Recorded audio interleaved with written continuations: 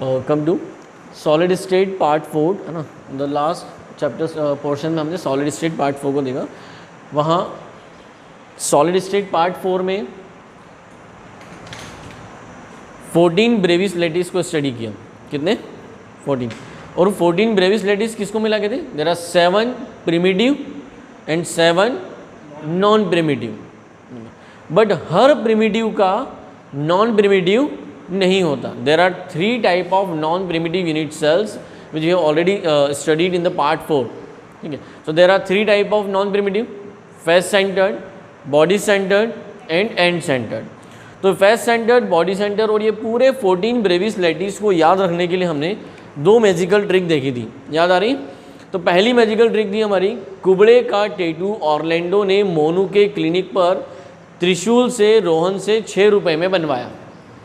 ये ट्रिक क्या डिनोट करती है? 7 प्रिमिटिव यूनिट सेल्स और 7 crystal system: cubic, tetragonal, orthorhombic, monoclinic, triclinic, rhombohedral and hexagonal. Yes और नो? ठीक है। बट जो दूसरी ट्रिक पड़ी थी उसमें, तो यहाँ करेक्शन की बात कर रहा हूँ मैं कि correction in the second trick. सिर्फ करेक्शन कहाँ है? ट्रिक में है। तो ट्रिक पूरी यहाँ पर लिख रहा हूँ, एक बार इस ऑर्डर को देखो। ये फेब्रुअरी,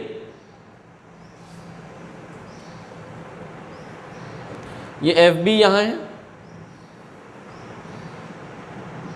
और ये एफ ई बी यहाँ आएगा। ठीक है, बट इससे ट्रिक कहाँ है? आपकी जो ट्रिक मैंने आपको जो कल पार्ट 4 में जो ट्रिक दी वो क्या थी? कुबड़े का टैटू ऑरलैंडो ने मोनू के क्लिनिक में। हमें उसको ऐसा पढ़ना है: रेसलर ऑरलैंडो ने कुबड़े का टैटू मोनू के क्लिनिक पर फरवरी में एफबी बॉय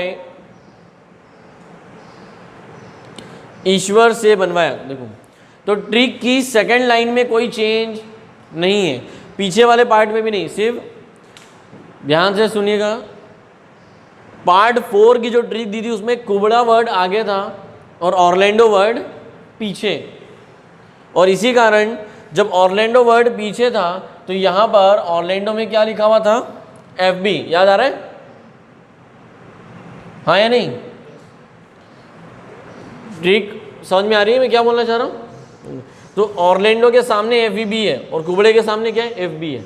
तो क्यूबिक में जो होगा, तो यहाँ में नॉन प्रिमिटिव के, ये नॉन प्रिमिटिव यूनिट सेल्स हैं। This are non primitive unit cell.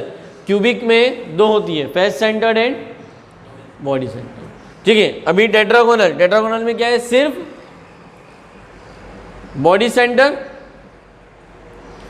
Orthorhombic में FEB, face centred, end centred और बॉडी सेंटर, तीनों हैं। दिख रहे? मोनू के क्लिनिक यानी मोनो क्लिनिक में क्या है? ओनली ई, ओनली क्या है? तो हम 2 कॉलम बना रहे थे और कॉलम के सामने ये लिख दिया। बात समझ रहे हो? जैसे यहाँ हमने क्या रखी थी? ट्रिक, और ट्रिक के सामने उसका मीनिंग। तो वैसे ही जब ट्रिक के सामने उसका मीनिंग लिख दिया था, गलत नहीं, मैं समझ में आ रहा है?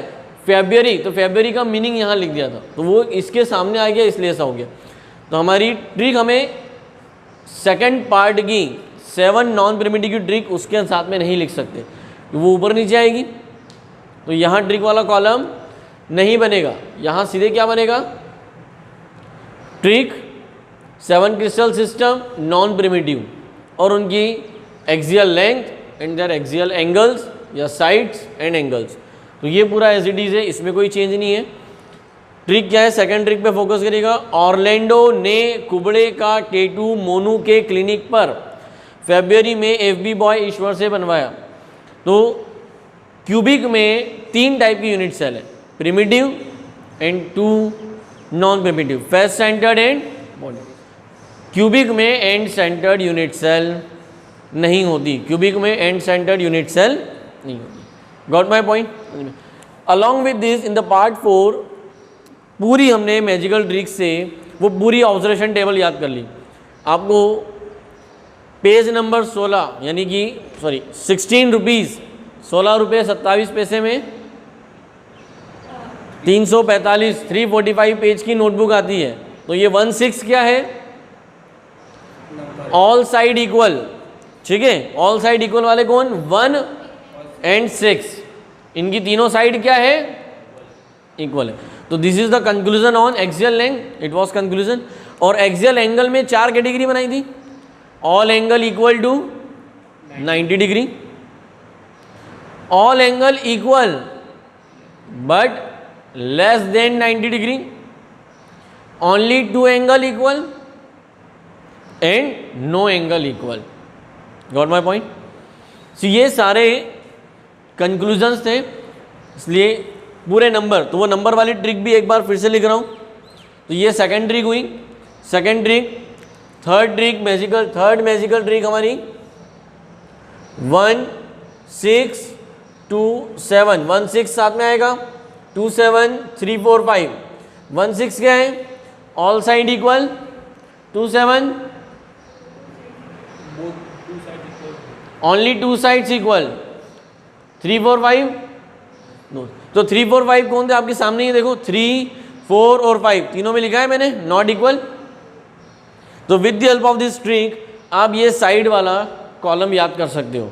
एक्सियल लेंथ का कॉलम जो टेक्स्ट बुक में दिया गया है, जो हर रेफरेंस बुक में जिसको याद करनी है वो डिफिकल्ट होती है, तो आप इस पेज नंबर से याद रखोगे, ठीक है।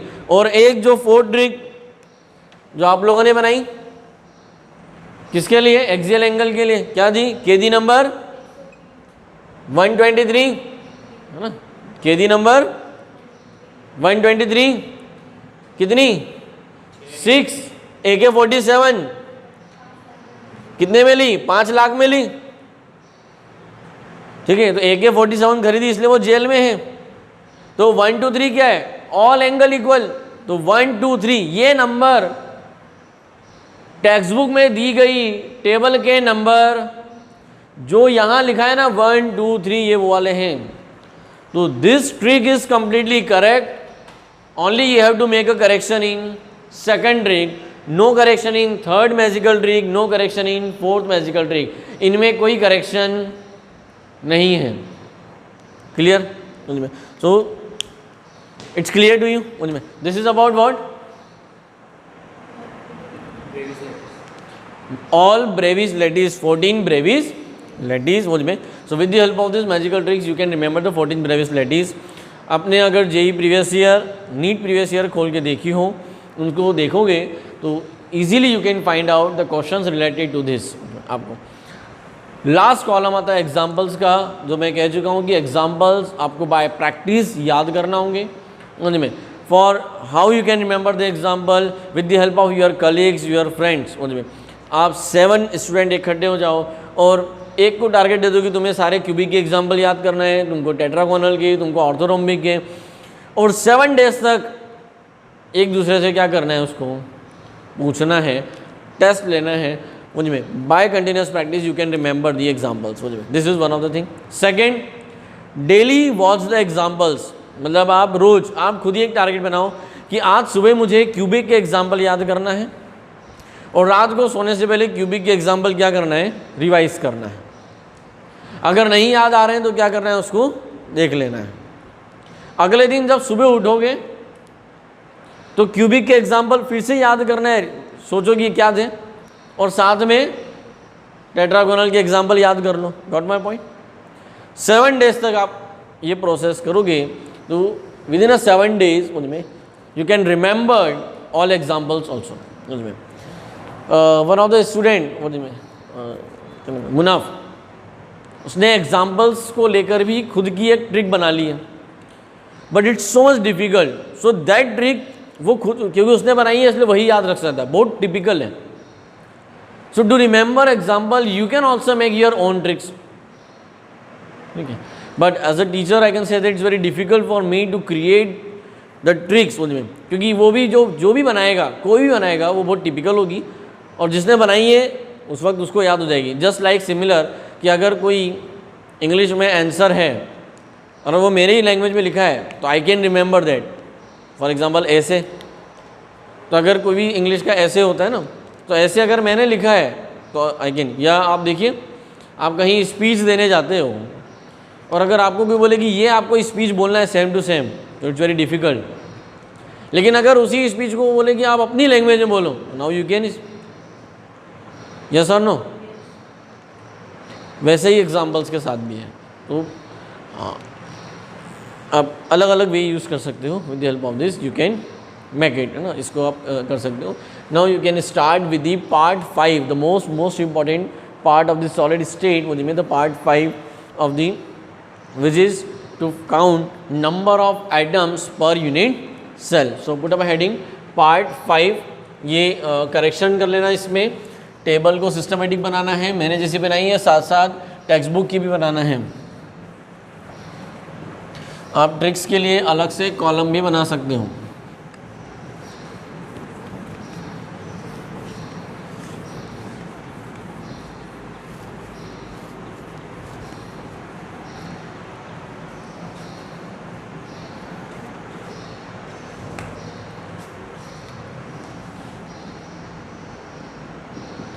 पार्ट 5 इसमें आएगा हमारा most important,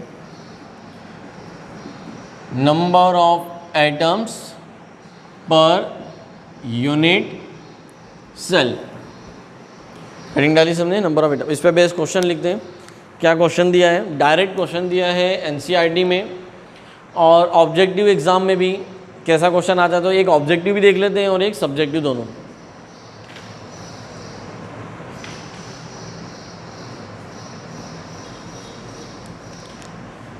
An ionic compound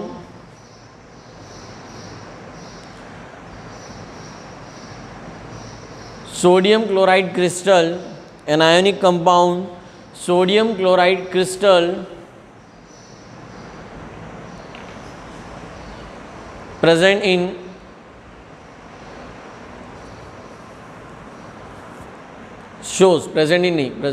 sodium chloride crystal shows face-centered cubic arrangement. Face-centered cubic arrangement. Then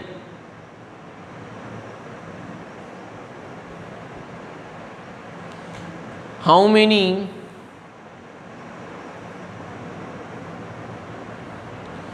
many atom per unit cell? How many atom per unit cell in sodium chloride unit cell? Option लिख लो। Option A 1, option B 4, option C 2, option D none of this. ऐसा objective आ सकता है, असस type of objective question. Subjective question board level पे subjective question लिखो। Find out the number of atom per unit cell in, find out the number of atoms per unit cell in following. First, simple cubic lattice, second body centered cubic lattice,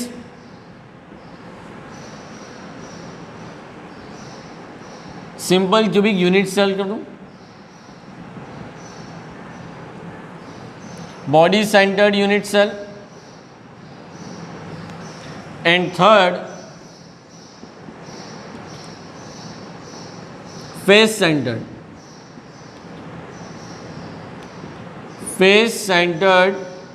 unit cell. अभी मैं ये 3 cover कर रहा हूँ जो board level पे, और generally most of the com and centred बहुत रेयरली पूछा जाता है, ठीक है। हम देखेंगे एंड सेंटर्ड, लेकिन यहाँ पर क्वेश्चन में नहीं दिया, क्योंकि बोर्ड लेवल पे जो क्वेश्चन आएगा वो ये 3 आएंगे। कि इन तीन में क्या निकालो, number of item per unit cell. अभी इस टॉपिक का मीनिंग क्या है वो भी क्लियर करेंगे, बट पहले क्वेश्चन लिख लिए। देन नेक्स्ट क्वेश्चन लिखूँ, एप्लीकेशन ऑफ, हेडिंग डालो application of number of items per unit cell, application of number of item per unit cell. इन एप्लीकेशन वाले क्वेश्चन से आपको बहुत कुछ सीखने को मिलेगा।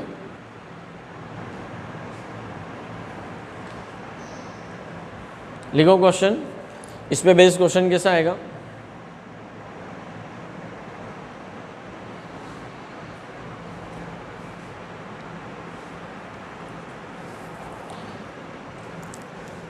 two elements x and y, two elements x and y forms a crystalline compound,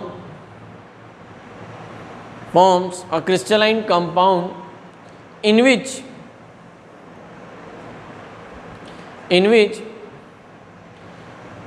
element y is present only at the corner of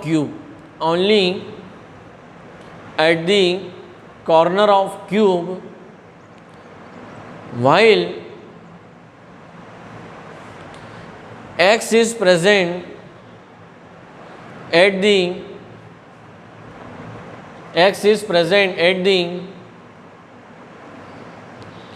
face center of cube,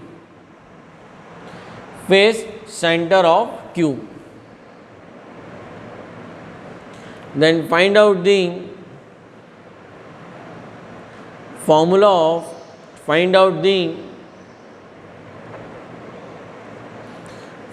of compound।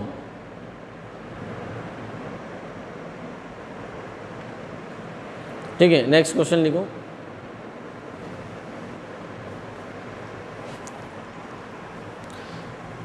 Two elements m and n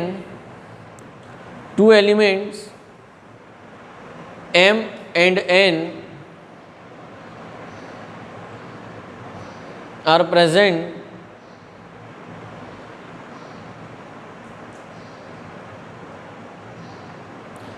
two elements m and n form a crystalline compound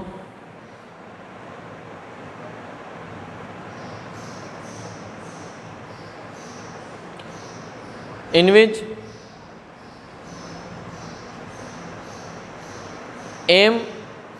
element m at the corner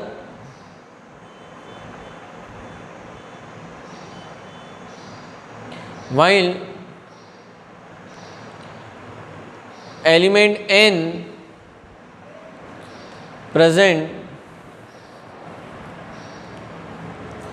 at the body center of a cube।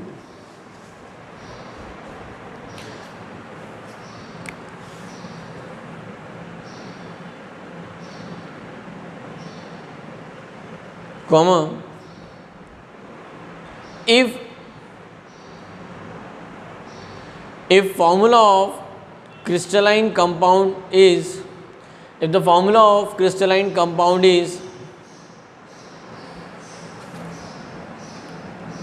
mx and y,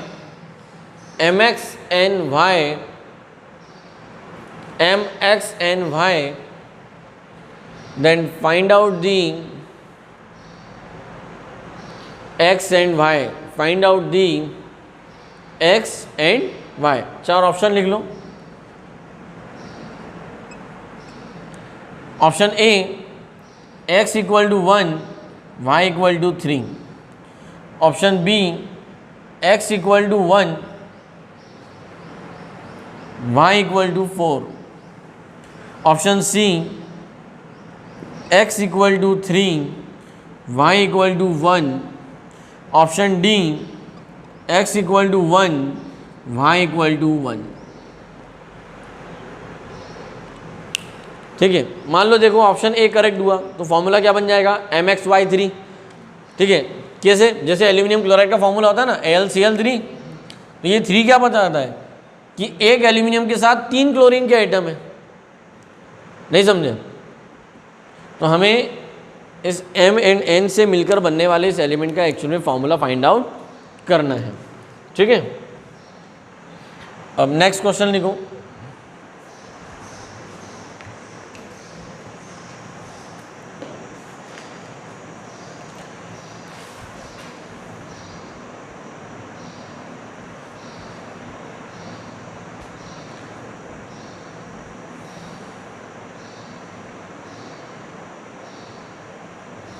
if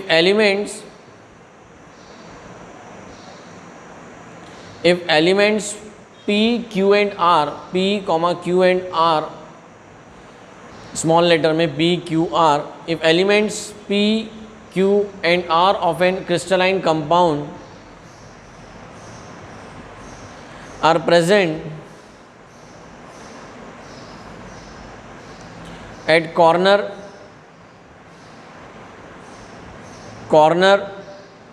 face centered and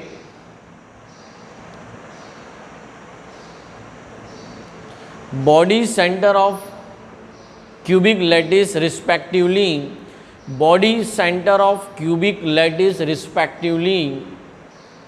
then what will be the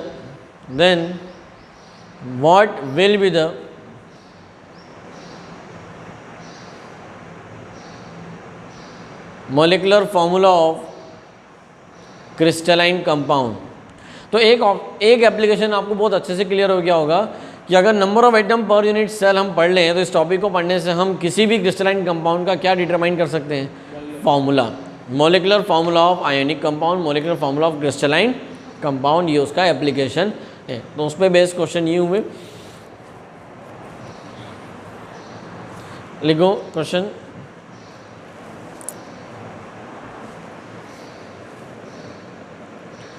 If any unknown crystalline compound AB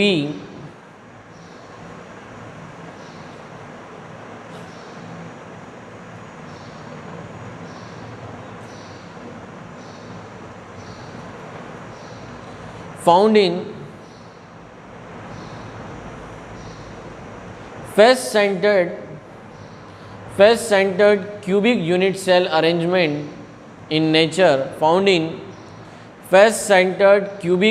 cell arrangement in nature,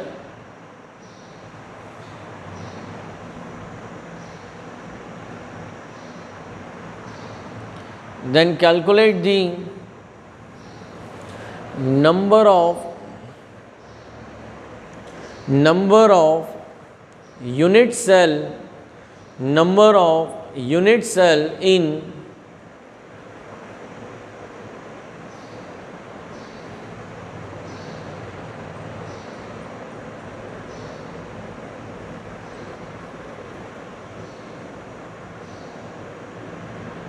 one mole of that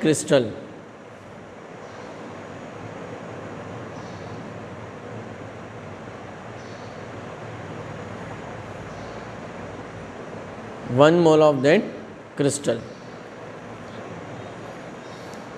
clear?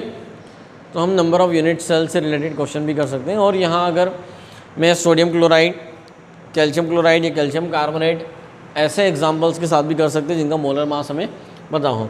तो करते हैं इसको पूरा topic को कि number of unit sales से क्या मतलब है।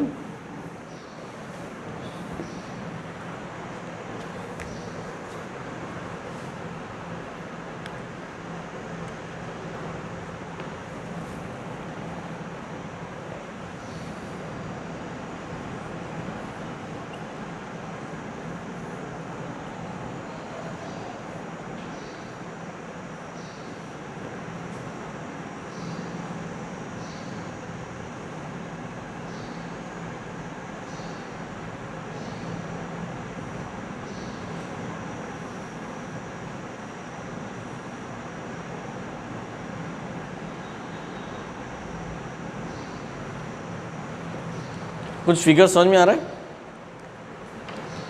2 क्यूब जुड़े हुए हैं, यस और नो?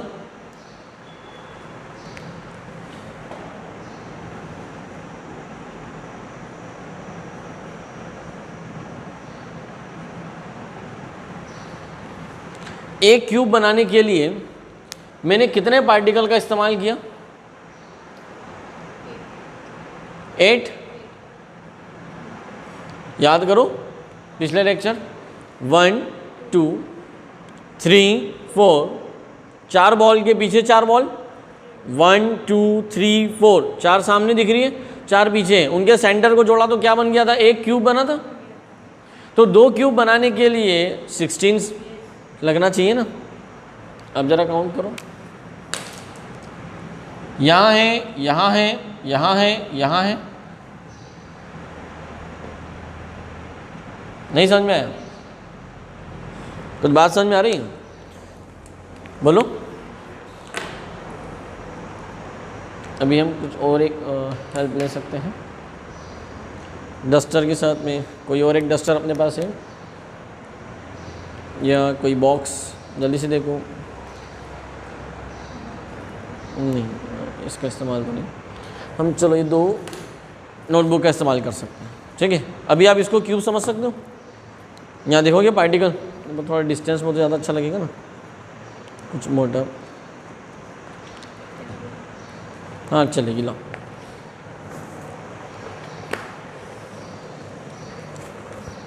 अब इसको देखो, ये 2 फ्रंट पे, पहले यहाँ पे फोकस करोगे। 1 2 3 4, ये 4 पास में रखे हुए हैं। 5 6 7 8, ये बॉल पीछे जोड़ा था, हमारा क्यूब बना था, ये क्यूब बन रहा था। अब जब इसके पास में और एक क्यूब रख रहा हूँ,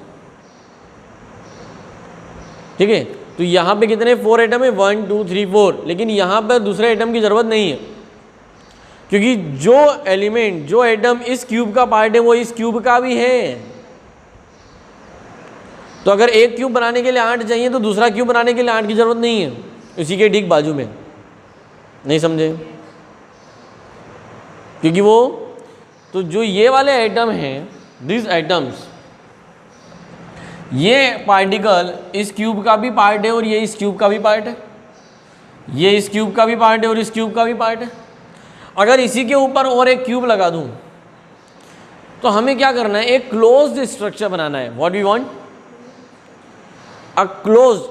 हम स्पेस लैटिस किसको बोलते हैं? A space lattice is that type of structure in which a unit cell is equally surrounded by the unit cells. मतलब ओपन नहीं होना चाहिए। इस यूनिट सेल को मुझे अगर कवर करना है तो इसको कवर करने के लिए मुझे इसके ऊपर एक यूनिट सेल, यानी इस क्यूब के ऊपर एक क्यूब, इस क्यूब के इधर एक क्यूब, इस क्यूब के इधर एक क्यूब, एक क्यूब यहाँ पर, एक क्यूब यहाँ पर, एक क्यूब यहाँ पर। बताओ कितने क्यूब लगेंगे भाई? हर एक फेस के साथ में क्यूब लगेगा। मतलब ये जो है इधर भी एक क्यूब लगेगा,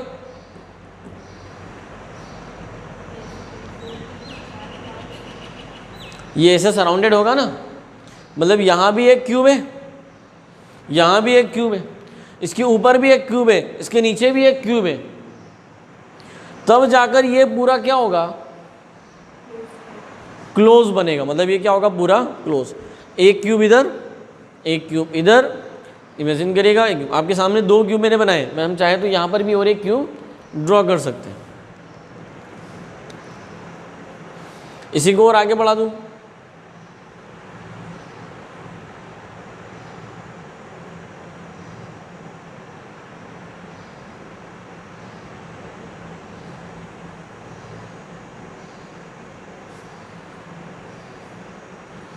अब समझ में आएगा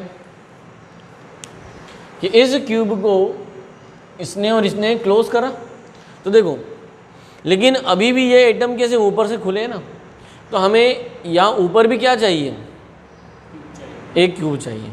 नीचे भी क्या चाहिए? क्यूब चाहिए। यहाँ क्यूब लगेगा, यहाँ क्यूब लगेगा,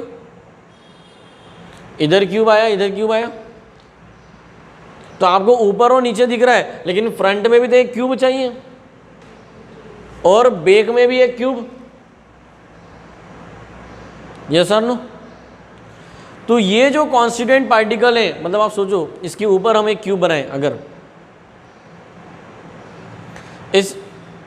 स्ट्रक्चर को लेते हुए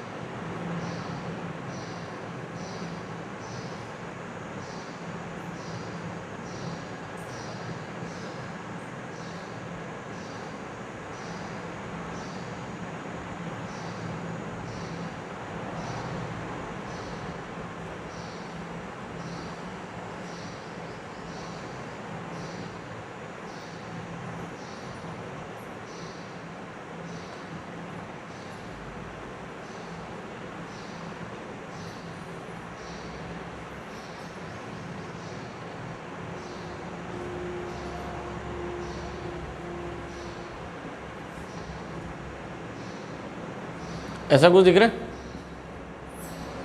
तो ये जो पार्टिकल है ये इस क्यूब का भी पार्ट हुआ, ये पार्टिकल इस क्यूब का भी हिस्सा है, ये पार्टिकल इस क्यूब का भी है, ये पार्टिकल ऊपर वाले के साथ पीछे वाले का भी है। ठीक है, मतलब इक्वली शेयर हो रहा है ना। नहीं समझ में, अगर मुझे इस क्यूब को कवर करना है तो देखो इस पार्टिकल, इस एक पार्टिकल को जरा इमेजिन करो, इस एक पार्टिकल को क्लोज करना है तो एक यहाँ चाहिए, ठीक है, 1, एक इसके ऊपर, इधर भी एक लगेगा, तब जाकर वो पूरा कवर होगा। शाबाश, आया समझ में। मतलब एक नॉर्मली अगर सोचोगे तो हमारे पास शुरुआत में आंसर क्या आ रहा था 6 कि 6 क्यूब, लेकिन अगर पूरा कवर करना है तो एक यूनिट सेल, एक क्यूब 8 क्यूब से सराउंडेड होना चाहिए। कितने, मतलब 8 क्यूब मिलकर जो बना रहे हैं ना वो एक लैटिस है। क्या है, तो लैटिस क्या होता है, व्हाट इज लैटिस? लैटिस कब बोलेंगे? That type of structural arrangement of unit cell in which every unit cell is completely closed just like a Gaussian surface। जैसे जिन्होंने 12th में इलेक्ट्रोस्टैटिक चैप्टर पढ़ लिया वहाँ पे हम गॉसियन सरफेस पढ़ते हैं। गॉसियन क्या होती है? क्लोज्ड सरफेस, पूरी क्लोज्ड होना चाहिए। तो अगर क्यूब के एक कॉर्नर को कवर करना है तो आपको उसको 8 क्यूब से सराउंड करना होगा। कितने? तो वो पूरा क्लोज हो जाएगा, फिर उसका कोई भी हिस्सा बाहर। इमेजिनेशन आया? ये एक क्यूब है, इसके यहाँ एक पार्टिकल है, इसके बाजू में आपने एक पार्टिकल रखा, एक क्यूब रखा, इसके ऊपर एक क्यूब रख दिया तो इसका एक हिस्सा यहाँ से बाहर निकल गया, निकल रहा है। तो आपने ऊपर एक रखा, यहाँ एक क्यूब रखा, यहाँ रखा, फिर आप यहाँ रखोगे, यहाँ रखने के बाद भी उसके ऊपर भी रखना पड़ेगा। नहीं समझ में?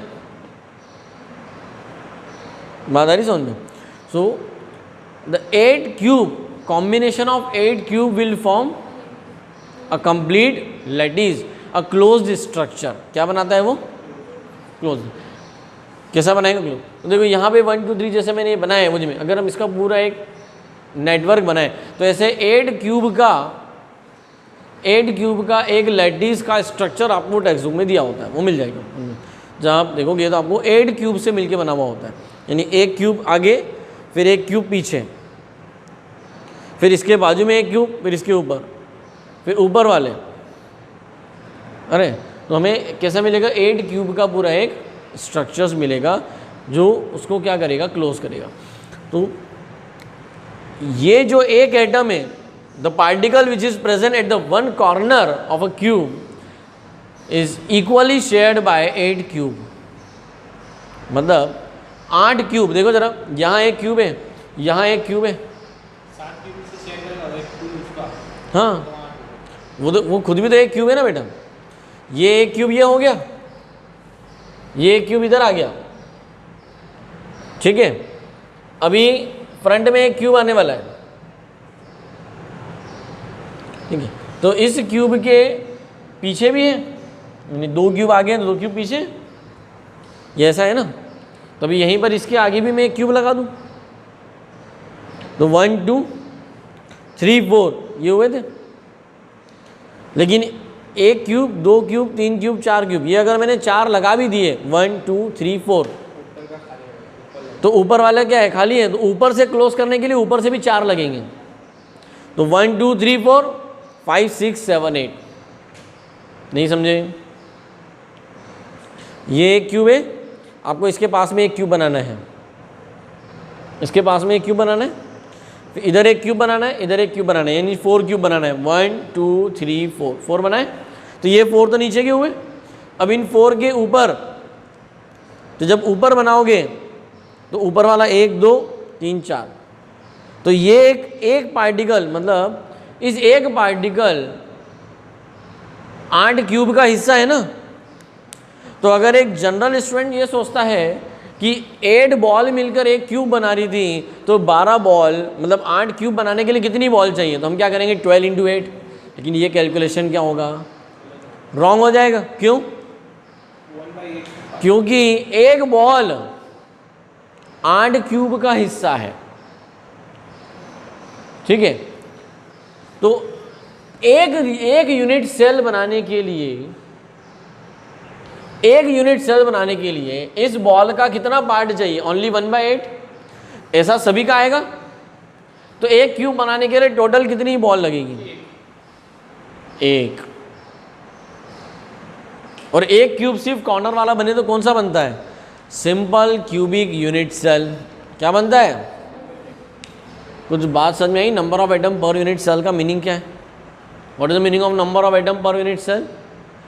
एक यूनिट सेल बनाने के लिए एक्चुअल में कितने एटम ने पार्टिसिपेट किया।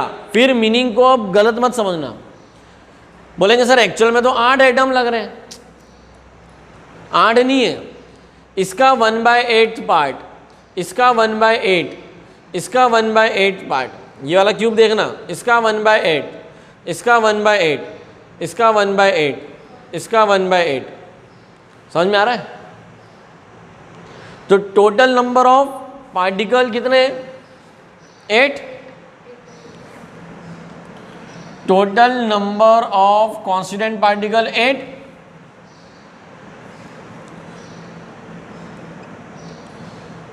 Sharing by each particle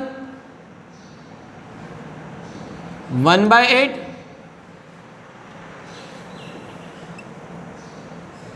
So actual number of atom in unit cell equal to 8 into 1/8। नहीं आया समझ में? तो एक क्यूब बनाने के लिए एक एटम चाहिए, तो 12 क्यूब बनाने के लिए 12, जबकि हम क्या कर रहे थे 12 × 8, वो हो रहा था 96, जबकि 12 एटम्स काफ़ी हैं 12 क्यूब बनाने के लिए। नहीं समझे? अभी आपके सामने ही है, एक क्यूब बना हुआ दिख रहा है, कितना से ये 8 हो गए थे। फिर हमने क्या करा, यहाँ पर 4 लिए, यहाँ और 4 लिए, तो बोले सर यहाँ पे 8 + 4 12 + 16, तब जाके 3 बने। अरे 3 पूरे तो नहीं, क्योंकि ये तो और भी तो किसी के शेयरिंग है, इसका तो सिर्फ 1/8 पार्ट इन्वॉल्व है। इसका कितना है 1/8, इसका 1/8, इसका 1/8, इसका 1/8, इसका 1/8, इसका 1/8, इसका 1/8। तो अगर ध्यान से देखोगे तो टोटल 3 ही आई हैं। 3 एटम है ना, 3 क्यूब में 3 एटम ही यूज़ हुए, क्योंकि वो दूसरे क्यूब का भी हिस्सा बनेंगे, वो दूसरे क्यूब का भी। अब ऐसा समझ लो कि अगर मैंने आपको 12 चॉकलेट्स दी है, तो आपको 12 चॉकलेट्स दी, बट कहा है कि भाई इसको 11 और स्टूडेंट के साथ शेयर करना है, तो आपके पास एक ही चॉकलेट है एक्चुअल में, क्योंकि आपका हिस्सा क्या है, एक चॉकलेट, बाकी 11 पे तो दूसरे 11 स्टूडेंट्स का है ना। तो every student share 1 chocolate. Concept clear in your mind? तो what is the meaning of number of atom per unit cell? एक लैटिस बनाने के लिए एक्चुअल में कितने कांस्टिट्यूएंट पार्टिकल पार्टिसिपेट करते हैं? एक्चुअल पार्टिसिपेशन, एक्चुअल में, समझ में? Is known as number of atoms per unit cell. लेकिन जरूरी नहीं है कि हर बार सिंपल क्यूबिक यूनिट सेल बने, बॉडी सेंटर्ड भी बनती है, फैस सेंटर्ड भी बनती है। बात आई समझ में इनमें? तो लिखो मीनिंग सबसे पहले, what is the meaning of number of atoms per unit cell. आप सब ने हेडिंग डाल रखी है, ये फिगर अभी नहीं बनाना है, जब बनाने को बोलूँगा तब मुझ में हम एक टॉपिक लिखते पहले meaning.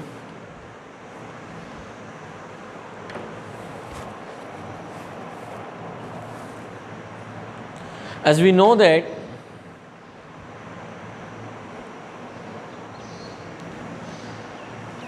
eight constituent particles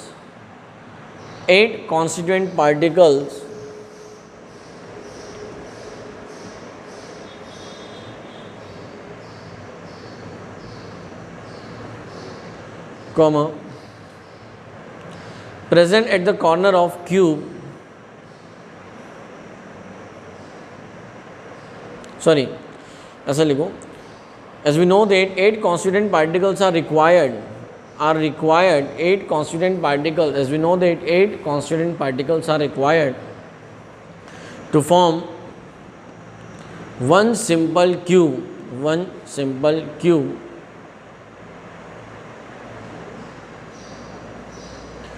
but space lattice is that type of structure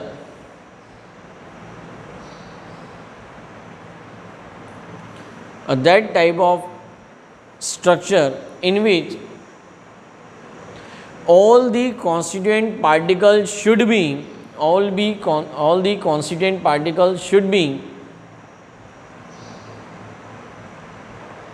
completely closed in three-dimensional space.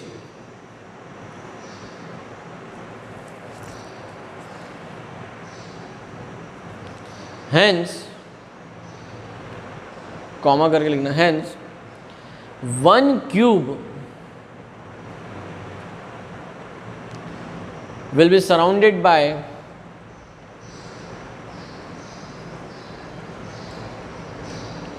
eight similar type of cube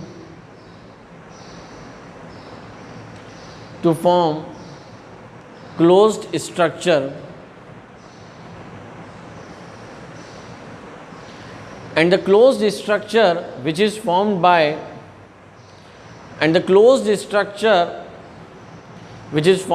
eight cube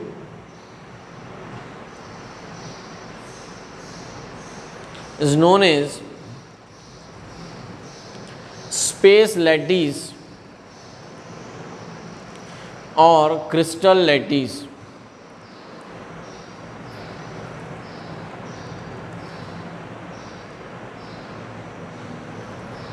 paragraph change करके लिखेंगे, from the above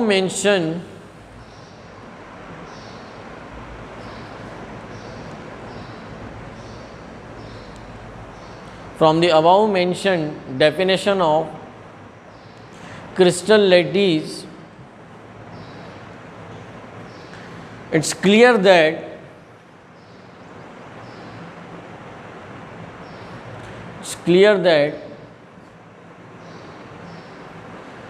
the constituent particle of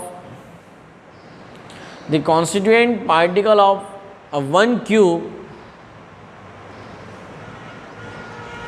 constituent particles of one cube are also the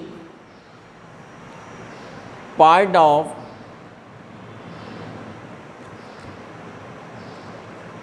other cubes of crystal lattice.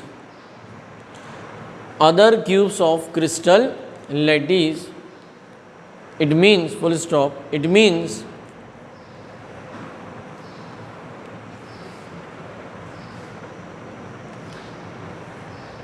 the actual number of sharing, it means the actual number of particles, actual number of constituent particles participate in one cube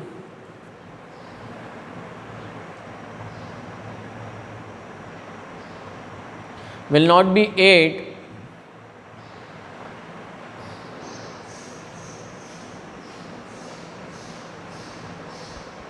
will not be 8.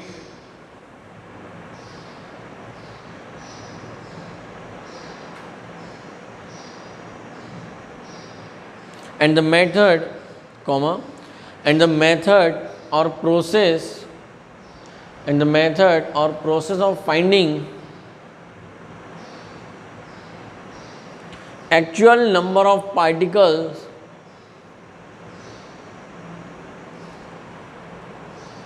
participate in formation of one cube, and the method of finding actual number of particles participate in formation of one cube or unit cell is known as number of atoms per unit cell. अब देखो ये इतना पूरा इसलिए लिखवाया है कि आपको ये टॉपिक की थीम समझ में आ जाए. बोर्ड में ऐसा कुछ नहीं लिखना है. What is number of item per unit cell. अब इसकी शॉर्ट डेफिनेशन लिखेंगे. ये सिर्फ कॉन्सेप्ट था समझने के लिए कि आपको लैंग्वेज समझ में आए. Definition of number of item per unit cell लिखो.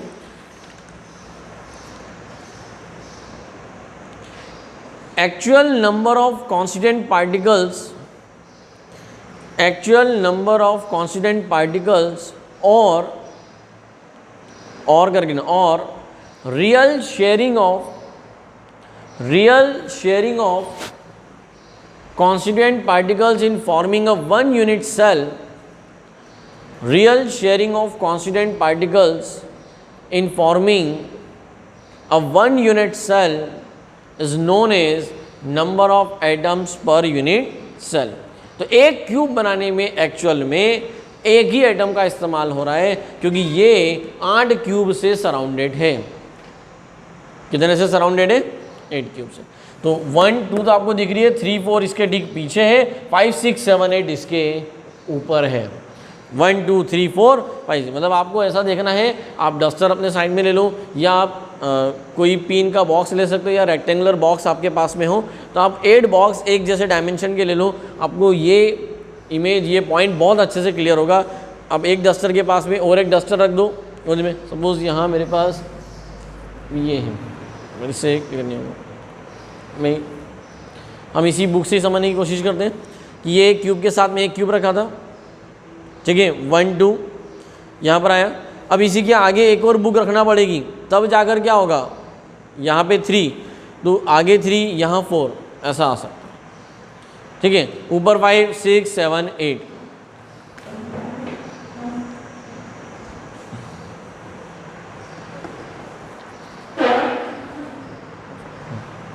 के लिए ये वाला देखो जो मैं डस्टर की बात कर रहा था कि ये एक डस्टर है.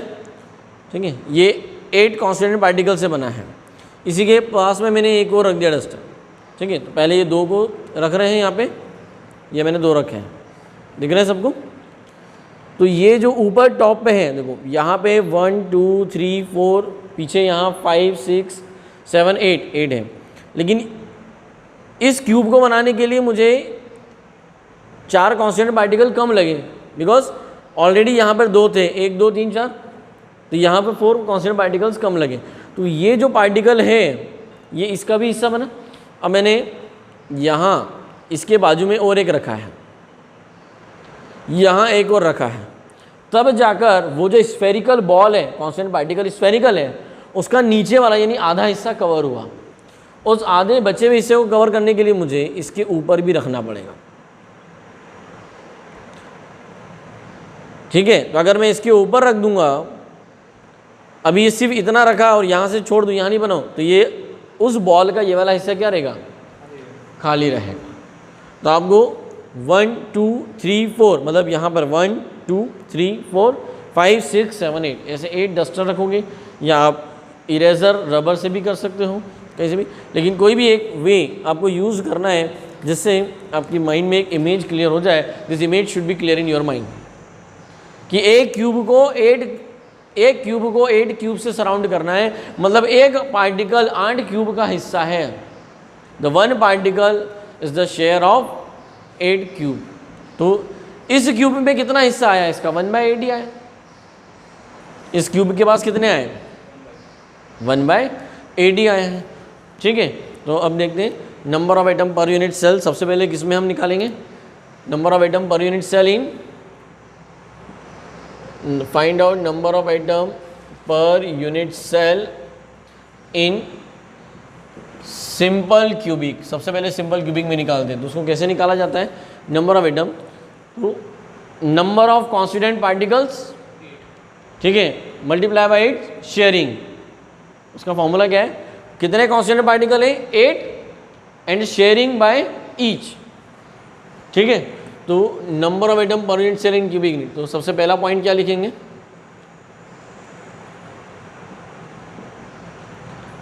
Total number of constituent particle in cube कितने हुए?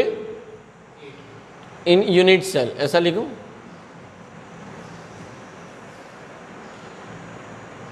शेयरिंग और पार्टिसिपेशन, शेयरिंग और participation of each constituent particle, short में लिखा है मैंने, equal to 1/। So number of atom per unit cell equal to total number of constituent particle, total constituent particle multiply by sharing of each constituent particle. 8 multiply 1/8 equal to क्या आ जाएगा? तो simple cubic unit cell में एक atom होता है, कितना होता है?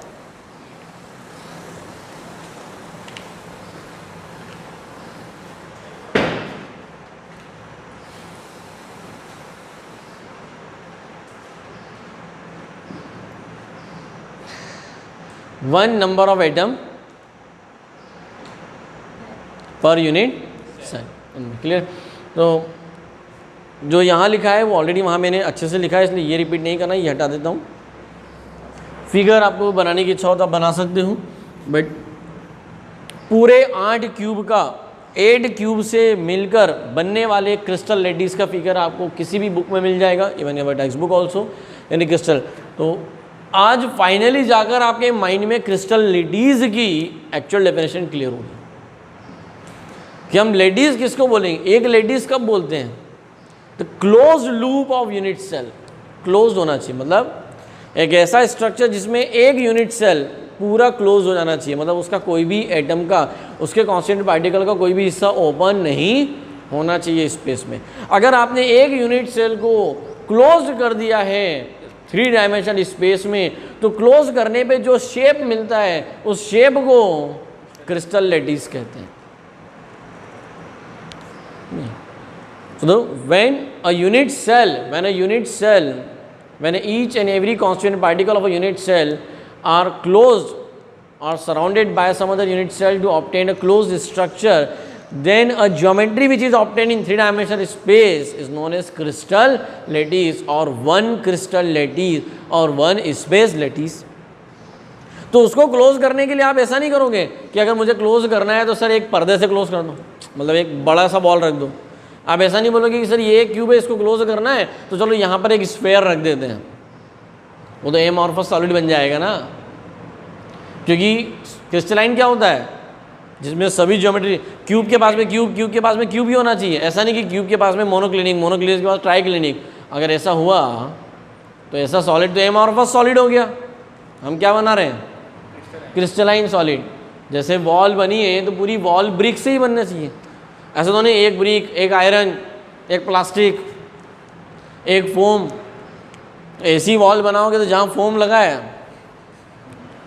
वहाँ क्या हो जाएगा? छेद बन जाएगा ना भाई। अब उस वॉल को, वो वॉल कोई काम की नहीं रहेगी। अरे नहीं समझे? तो पूरी वॉल जो बनी है वो एक जैसी डायमेंशन की ब्रिक से बनाई गई है, बस। क्लियर? तो if you want to make a type of figure then you can make only में। देन हेडिंग डालोगे आप number of item per unit cell in simple cubic. Simple cubic के बाद हम देखेंगे number of item per unit cell in face centred and body centred. पहले इतना note कर लो, उसके बाद now we have to find out the number of items per unit cell in face centred and body centred. ठीक है। तो देखो ये एक फिगर ट्राई किया है, जो सच टाइप ऑफ फिगर आपको मिलेगा मुझमें, जिसमें 8 क्यूब्स आपको दिखाई देंगे। ध्यान से आगे फ्रंट में देखो, ये ब्लू वाला एक क्यूब, उसके पीछे एक ब्लू, थर्ड, फोर्थ, ये 4 नीचे, उसके ऊपर 5 ब्लू वाला, 6 पीछे ब्लैक वाला, 7 और 8। तो ऐसा स्पेस लेटिस का फिगर आपको टेक्स्ट बुक में, रेफरेंस बुक में, मॉड्यूल्स में, किसी भी इंस्टीट्यूट के बहुत इजीली मिलेगा। लेकिन इतना वरीड नहीं होना है आपको, एग्जाम में ये फिगर बनाने को नहीं आएगा बोर्ड में कि हम बहुत प्रैक्टिस कर रहे हैं। कॉन्सेप्ट क्लियर करने के लिए आप पार्टिकल्स को पास में डस्टर या कुछ भी इरेजर किसी को भी पास में रखकर अपना कॉन्सेप्ट क्लियर कर सकते हो। सो नेक्स्ट पार्ट है हमारा, यानी next case 2, find out the number of atom per unit cell in face centred. So number of atoms per unit cell in face centred. अब फेस सेंटर्ड कैसा होता है, तो पहले फेस सेंटर्ड का एक फिगर बनाते हैं।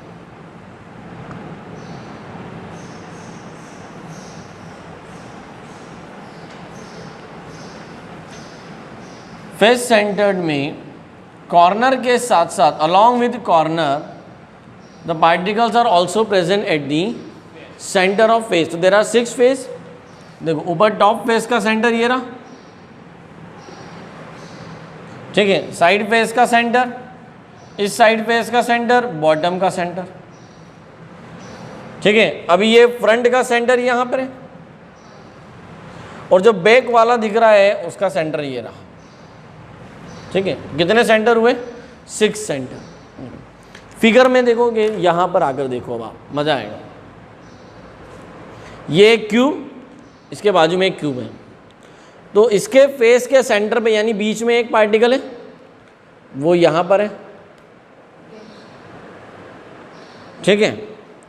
अब इस क्यूब के ऊपर एक क्यूब रखा हुआ है, पर इस ब्लू वाले डस्टर के इस वाली फेस के सेंटर पे जो पार्टिकल है, क्या उसका कोई कंट्रीब्यूशन रेड वाले में है? यहाँ पर अगर आएगा तो कोई होगा, यहाँ आएगा तो कुछ होगा। मतलब फेस के सेंटर पे जो पार्टिकल होता है वो सिर्फ उसके बाजू वाले से ही शेयर होता है। मतलब अगर फेस के सेंटर पे कोई आदमी बैठा है और उसके पास अगर 10 चॉकलेट है तो 5-5 बांटेगा,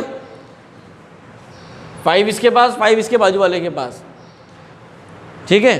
तो अगर फेस के सेंटर पे 6 एटम हैं तो एक्चुअल में बताओ फेस के सेंटर पे कितने एटम हुए?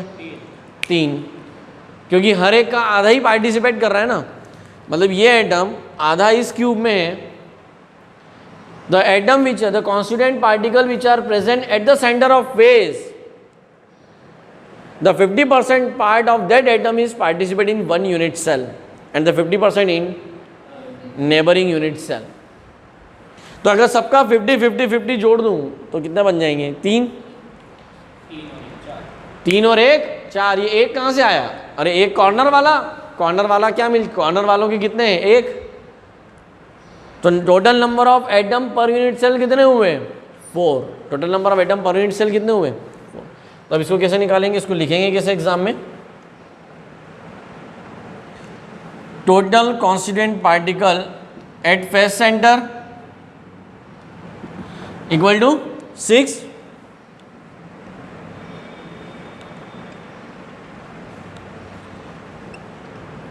Actual sharing of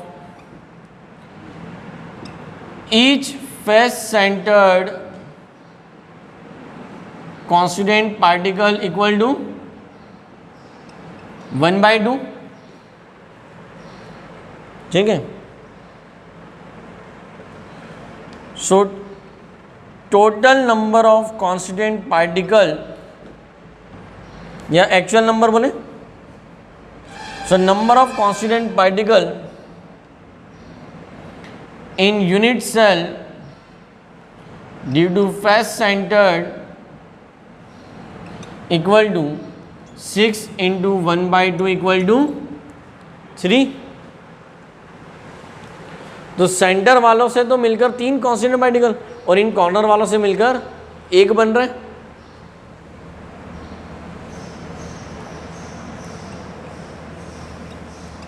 all corner constituent particle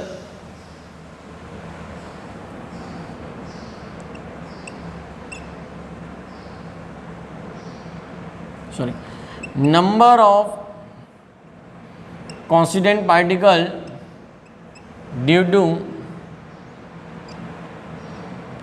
corner particle equal to 1। तब टोटल कैसे लिखेंगे?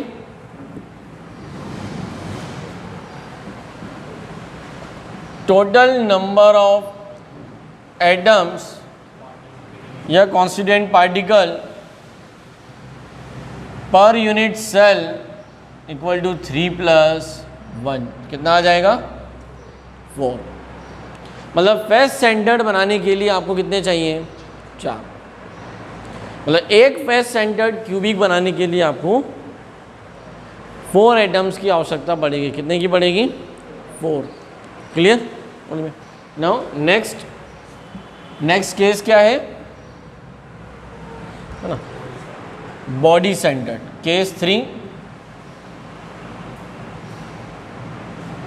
Body centred unit cell. अब आप देखो भाई, ये रहा क्यूब, और क्यूब की बॉडी कहाँ होती है? फिर से एक क्यूब बना दे। क्यूब का बॉडी सेंटर कहाँ है? बिल्कुल बीच में। ये रहा, दिस इज बॉडी सेंटर। ये क्या है? बॉडी का सेंटर। आप चाहो तो इस चैप्टर को पढ़ने से पहले क्यूब के पैरामीटर्स पढ़ लो। जैसे आप गूगल पे एंटर करोगे आप समझ जाएगा। There are 6 faces in cube, 12 corner, number of edges 12 edges, ऐसा मिल जाएंगे। फेस डायगोनल अलग, बॉडी डायगोनल अलग, हम पढ़ेंगे। ये जो डायगोनल कहलाता है फेस डायगोनल, और यहाँ से एक डायगोनल खींचेंगे वो क्या कहलाएगा? Body diagonal. तो बॉडी, अब इस क्यूब के यानी इस डस्टर को खोल कर ध्यान से देखो भाई, इसके बिल्कुल बीच में एक एटम पड़ा हुआ है। कहाँ रखा हुआ है? इसके बीच में एक एटम है, बीच में एक कॉन्स्टिट्यूएंट पार्टिकल है। अब इसके पास में एक आ गया, कोई फर्क नहीं पड़ा, वो तो इसी का है ना। मतलब बॉडी के सेंटर पे जो होता है वो किसी से भी शेयर नहीं होता। जब किसी भी शेयर नहीं है तो वो इसी का पार्ट है, और बॉडी के सेंटर पे एक ही आएगा, क्योंकि बॉडी का सेंटर एक ही होता है। बॉडी का सेंटर, तो number of constituent particle eight body centre 1, but total constituent particle कितने हुए? 2, क्योंकि कॉर्नर वाले मिलाकर 1 है। तो this is centre of body, body centre, ये बॉडी सेंटर है। उसको लिखेंगे कैसे? फिगर हटा रहा हूँ।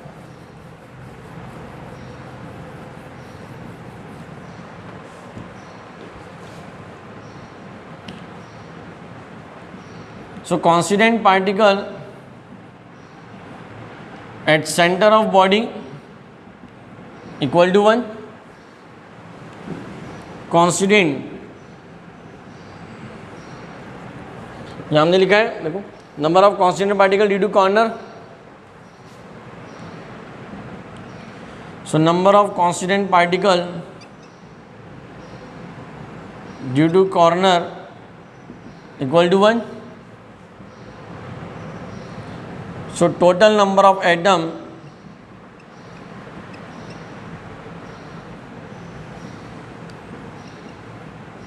per unit cell equal to 2. मतलब ऐसा लिख सकते हैं 1 + 1 इक्वल टू, इन दोनों को क्या करा है हमने? जोड़ दिया है। आया समझ में? यस और नो? बोलते ही नहीं हो। अब मैंने कहा था कि ये 3 केस तो बोर्ड लेवल पे हो गए जो हमें एनसीईआरटी में दिए हैं, और जनरली यही पूछे जाते हैं। बट कल को आ गया मान लो क्वेश्चन कि find out the number of atom per unit cell in end centred unit cell. कहाँ दिया है आपको पूछा? अब एंड सेंटर यूनिट सेल क्या होती है? दो अपोजिट फेस के सेंटर पे, ये आपके सामने बनी है। तो एंड सेंटर में क्या होता है? इस वाली फेस और इस वाली फेस पे ही पार्टिकल है, बाकी फेस पे है ही नहीं। तो कॉर्नर से 1 और इन दोनों मिलाकर 1, कितना आया आंसर? 2। तो एंड सेंटर यूनिट सेल में कितने हुए? 2 एटम पर यूनिट सेल। कितने होते हैं? नहीं आया समझ में? एंड सेंटर में क्या होता है? एक यहाँ पर है और एक यहाँ पे, इस फेस के सेंटर पे, और एक इस फेस के सेंटर पे, बाकी किसी फेस के सेंटर पे नहीं है। बाकी किसी फेस के सेंटर पे, तो वो क्या कहलाएगा? And centre. क्या कहलाएगा? Got my point? यस और नो? तो ऐसे कॉन्स्टिट्यूएंट पार्टिकल्स को कॉम्पिटिटिव एग्जाम में आपके कॉन्सेप्ट को चेक किया जाता है। किसको चेक किया जाता है? कॉन्सेप्ट। तो वो अलग अलग केस बनाकर भी आपसे क्वेश्चन पूछ सकते हैं, ठीक है। तो एंड सेंटर्ड वाला केस 4 में लिखवा नहीं रहा हूँ, वो उसी स्टूडेंट्स को लिखना है जिसको कॉम्पिटिटिव एग्जाम देना है। कि number of item, total number of item per unit cell in end centred is 2। तो वो पूरा आपको ही बना के लिखना है कि 2 ही है, उसका शेयरिंग कितना हुआ? 1, कॉर्नर का 1, 1 + 1 2। तो बॉडी सेंटर में भी 2, एंड सेंटर में भी 2। अब एक क्वेश्चन जो आप सबको फाइंड आउट करके आना है उसी स्टूडेंट को, देखिए बिना इंटरनेट की हेल्प से, अगर हर क्वेश्चन का आंसर तो वहाँ मिल जाएगा, लेकिन नीट के एग्जाम में जेईई में इंटरनेट नहीं मिलेगा, इसलिए आपको माइंड लगाना है। If constituent particles are present at corner as well as edge centre of all the edges of a cube, find out the number of item per unit cell. कहाँ पर है? 5th कैटेगरी बता रहा हूँ, as centre. As centre क्या होता है? ये बिली बनाओ, देखो एक और क्यूब बनाता हूँ आपके सामने। अब ये सब तो आप लिख लोगे, तो जो मैं पढ़ा रहा हूँ ये एक्स्ट्रा ज्ञान गणित है। तो एक्स्ट्रा ज्ञान गणित के लिए यहाँ एक फिगर बनाता हूँ, ओनली कॉम्पिटिटिव। थोड़ा क्यूब छोटा बन जाए, बड़ा सा बना दें।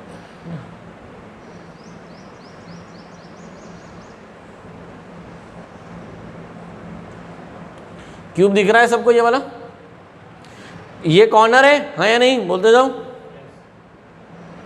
तो कॉर्नर पे तो है ही, इसके साथ साथ अपोजिट फेस की एजेस पे है, मतलब या सारी एज पे मान लो। एक एज, कितने एजेस हुए? 1 2 3 4। अब यहां से गिनो ना भाई, ये क्यूब आपके सामने 1/4 शेयरिंग होगी। तो इस क्यूब की कितनी एज है? 1 2 3 4 5 6 एजेस दिख रही है? हाँ या नहीं? ये एक एज, 2 3 4 5 कॉमन भी तो है, ये एज इसकी भी है और इसकी भी है, नहीं समझे?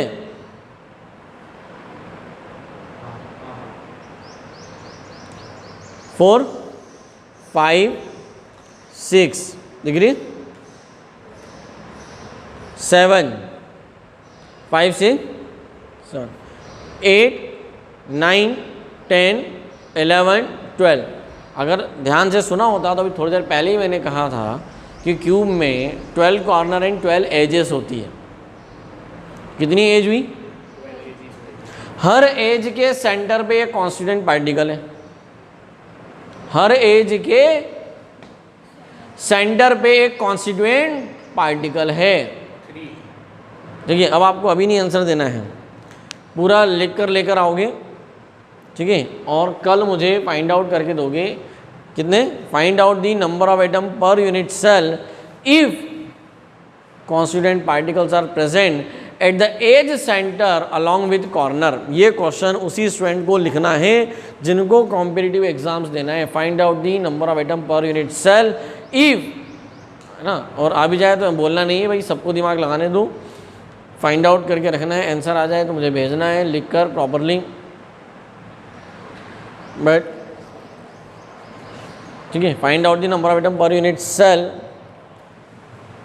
if constituent particles are present at all the age center, all the age center, EDGE, age center along with corner, along with corner, okay?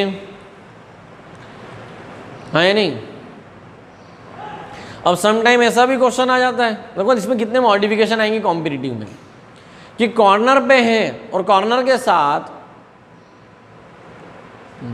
एक कांस्टेंट पार्टिकल फेस डायगोनल पे भी है, फेस डायगोनल पे,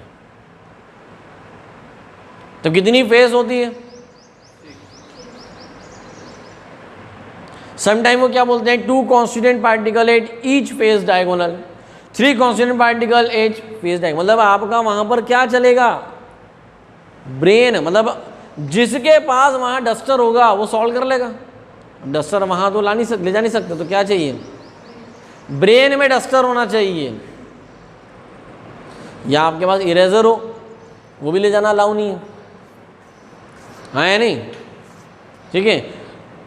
तो इतने सारे केस बनते कि वो सब केस तो लिखा नहीं सकते, तो ऐसे केस के क्वेश्चन क्या होंगे, वो प्रैक्टिस यानी ऑब्जेक्टिव सॉल्व करने से, जैसे जैसे ऑब्जेक्टिव फेस करते जाओगे तो फिर आप ऑब्जेक्टिव सॉल्व करोगे तो बोले सर आपने ये केस तो पढ़ाया नहीं, ये केस तो पढ़ाया नहीं। तो भाई कॉन्सेप्ट सिखा दिया है कि आपको number of item per unit cell निकालना कैसे है, तो एज सेंटर से एक सिखा सकता हूँ, ठीक है। फेस डायगोनल वाला करके देख लो, उससे आ जाएगा, वो भी आप क्वेश्चन में अपने ऐड कर सकते हो। नहीं समझे, बोलो भाई। जरूरी नहीं है कि सारी एजेस पे दें, क्वेश्चन को और ट्विस्ट करने के लिए बोलेंगे कि सिर्फ टॉप और बॉटम के क्यूब में ही या टॉप और बॉटम की फेस के एज सेंटर पे ही है, मतलब ये 4 एज और ये वाली 4 एज, बाकी एजेस पे नहीं है कॉन्स्टिट्यूएंट पार्टिकल, तो क्या होगा, मतलब we can make large number of question from this.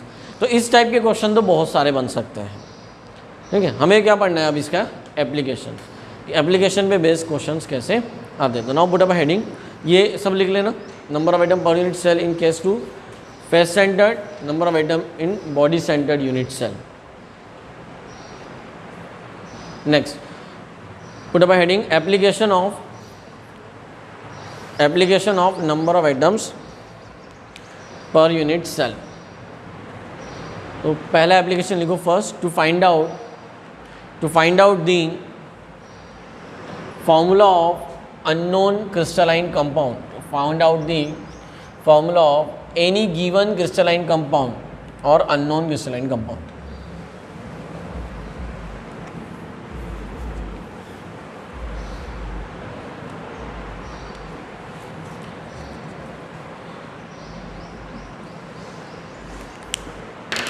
To find out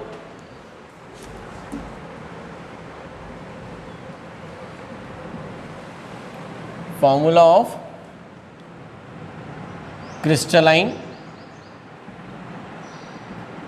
compound। तो मैंने इससे रिलेटेड क्वेश्चंस आप लोगों को लिखवाए हैं, मन से भी अभी बहुत सारे क्वेश्चन बना सकते हैं, कोई सा भी क्वेश्चन मैं बना कर दे सकता हूँ, बट जो क्वेश्चंस आपको लिखाए हैं क्वेश्चन बैंक ही करते हैं। मेरे क्वेश्चन मतलब टेक्स्ट बुक और इनसे बिल्कुल डिफरेंट होंगे, है ना, आपको इससे मिलते जुलते क्वेश्चंस वहाँ मिल जाएंगे। तो इनको कर आप एग्जाम्पल लगाओ, इंडेक्स लगाओ, एक्सरसाइज में जो ऐसे क्वेश्चंस हैं वो करो। पहला क्वेश्चन पढ़ो एप्लीकेशन पे क्या दिया है।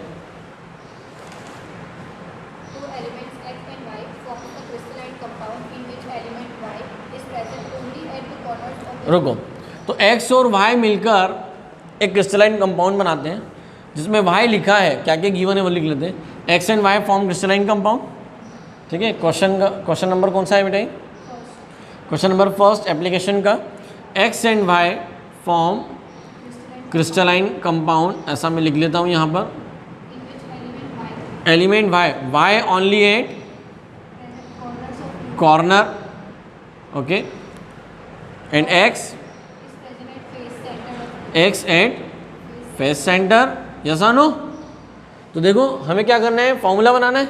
तो अब आपके सामने अगर एक क्यूब हो तो आपको ऑटोमेटिक समझ में आ जाएगा, y एक ही है, एक यूनिट सेल में y एक ही है, और x कितने हैं, 3।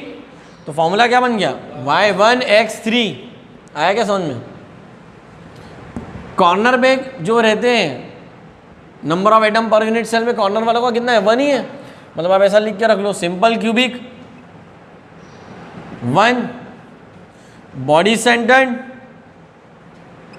2, फेस सेंटर्ड 4, 1 2 का 4, 4 2 का 1, ठीक है। अनिल कपूर याद आ रहा होगा। तो ये 1 2 का 4 क्या है, 1 एटम पर यूनिट सेल, यानी एक यूनिट सेल बनाने के लिए y का एक ही एटम चाहिए, एक यूनिट सेल बनाने के लिए x के 3 एटम चाहिए। तो कंपाउंड का फॉर्मूला क्या हुआ, y1 x3। हो गया सॉल्यूशन, ठीक है। बोर्ड लेवल पे इसको कैसे लिखना है systematically, that you will learn by with this examples में आप सॉल्व एग्जाम्पल्स और ये देखोगे तो लैंग्वेज यू हैव टू, मैंने अभी पूरा सॉल्यूशन सॉल्व कर दिया, लेकिन सिस्टमेटिक बोर्ड में कैसे लिखना है ये आप इंडेक्स और एग्जाम्पल्स की हेल्प से लर्न कर सकते हो। क्लियर है? चलो क्वेश्चन नंबर 2 पे आ जाए।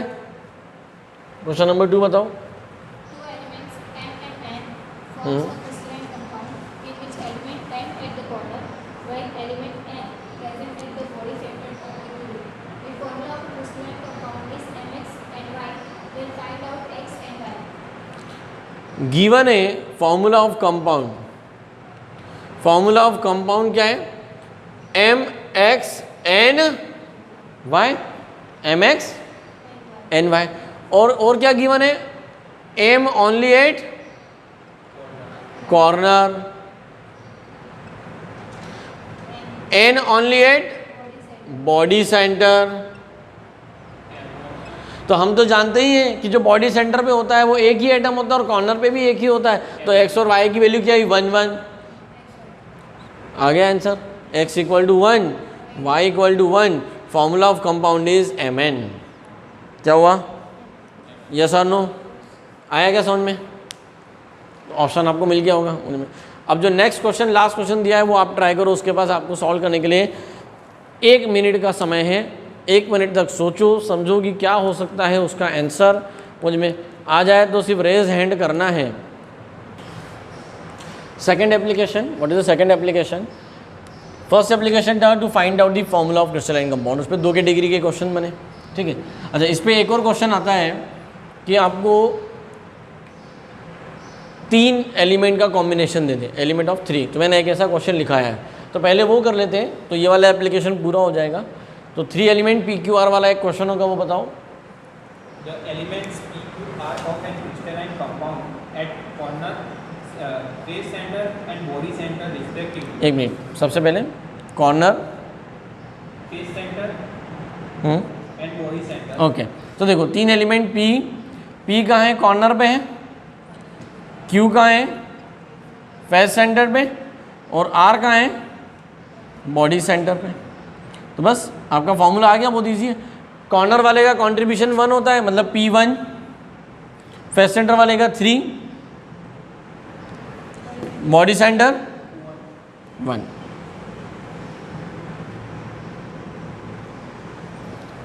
फॉर्मूला क्या हुआ? P1Q3 R1। P1Q3 R1 will be the formula of given crystalline compound. So 3 element के कॉम्बिनेशन वाला भी आपको क्वेश्चन दिया जा सकता है एग्जाम में। Got my point? यस और नो? अब इस पे 2 केस को मिक्स करके भी एग्जाम में क्वेश्चन पूछते हैं, नीट में, जेई में, स्पेशली जेई में। आपको नंबर ऑफ एटम के साथ साथ मतलब क्या करेंगे, वो बोलेंगे कि एलिमेंट ए कॉर्नर पे है, एलिमेंट बी एज सेंटर पे है, एलिमेंट सी फेस डायगोनल पे है, ठीक है। वो बोलेंगे कि उसका क्या बनाओ? फॉर्मूला। तो 2 केस को मिक्स कर दिया, मतलब अब आपको number of atom per unit cell निकालना पड़ेगा। किसके लिए? एज सेंटर वाले के लिए, फेस डायगोनल वाले के लिए। फिर आप क्या बना पाओगे? फॉर्मूला बना पाओगे, ठीक है।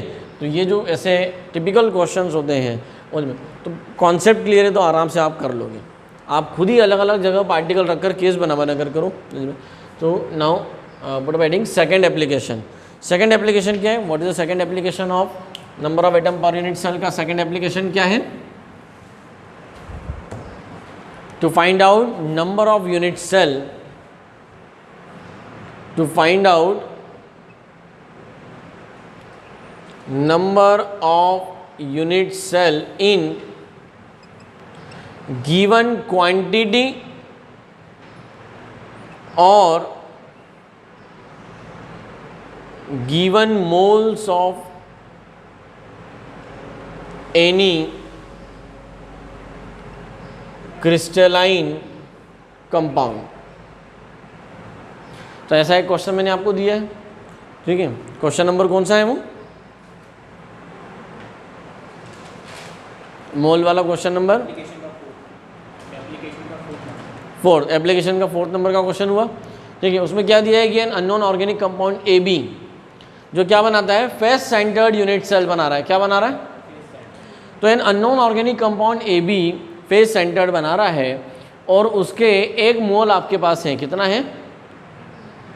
तो गिवन है 1 mole of crystalline compound A B. ठीक है, so total number of particle कितने हुए? Total number of particles in 1 mole equal to 1 Na। 1 Na मतलब 6.022 इंटू 10⁻23 मॉलिक्यूल्स या पार्टिकल्स बोलूँ मैं अभी। ठीक है, इतने पार्टिकल हैं, but face centred unit cell बनाने के लिए कितने पार्टिकल चाहिए? 4 constituent particle form 4 constituent particle equal to 1 unit cell. तो इतने सारे पार्टिकल से कितनी बनेगी? So number of unit cell का फॉर्मूला क्या होगा? Number of unit cell equal to total number of particle divided by number of particles per unit cell. तो आंसर क्या आ गया? आंसर आ गया Na/4। आंसर क्या आ गया? Na/4। या फिर इसको डायरेक्ट 4 से डिवाइड कर दो, 6.0 आपको फाइनल आंसर मिल जाएगा। यस और no? So this is application of number of items per unit cell. ये क्या हुआ इसका एप्लीकेशन? क्लियर है? सो number of item per unit cell से आपके माइंड में इस टॉपिक को पढ़ने का बेनिफिट क्या हुआ कि इस टॉपिक को पढ़ने के बाद आपको एक स्पेस लैटिस का मीनिंग क्लियर हो जाता है कि एक स्पेस लैटिस। दूसरा, आपके माइंड में ये भी समझ में आएगा कि बहुत सारी बॉल मिलकर बहुत सारे क्यूब नहीं बनाती है, एक बॉल से भी एक क्यूब बन जाता है। मतलब एक्चुअल पार्टिसिपेशन देखा जाए तो, एक्चुअल पार्टिसिपेशन देखा जाए। क्लियर है? Clear to you? अब जो नेक्स्ट टॉपिक आने वाला है नेक्स्ट पार्ट में, वो बड़ा ही इंटरेस्टिंग टॉपिक है सॉलिड स्टेट का, विच इज जो हमें रियल 3 डायमेंशनल स्ट्रक्चर यानी जो cubic, face centred cubic, body centred cubic, simple cubic हम रियल में 3D में बना के देखेंगे। यानी अगर हम 3D में मैं आपको इमेजिनेशन कराऊंगा कि हम ये पैक कैसे होते हैं, और आपको ये समझ में आएगा कि एक्चुअल में ये शेप होता नहीं है, बल्कि बॉल्स को जब क्लोजली पैक किया जाता है, ठीक है, तो पैकिंग के दौरान हमें ये शेप इमेजिन होते हैं। So next topic will be definitely packing से रिलेटेड क्वेश्चन हम देखेंगे। उस पर बोर्ड लेवल के पहले क्वेश्चन लिखेंगे और साथ साथ में ऑब्जेक्टिव यानी कॉम्पिटिटिव में कैसे क्वेश्चन आते हैं वो भी कवर हो जाएंगे। ठीक है, तो ये सभी न्यूमेरिकल्स यानी जितने भी क्वेश्चन दिए थे एप्लीकेशन पे बेस्ड वो सॉल्व करा दिए। औरली भी कई सारे क्वेश्चंस मैंने बोल के सिखाए हैं, तो आपको इसके साथ साथ इंटेक्स और एक्सरसाइज सॉल्व करना है। नीट प्रीवियस ईयर और जेईई प्रीवियस ईयर में इस टाइप के जो क्वेश्चंस मिल रहे हैं, यहाँ से क्वेश्चंस आपको 100% मिलेंगे। आप क्वेश्चंस ढूंढ कर लगाना भी शुरू कर सकते हो। ठीक है।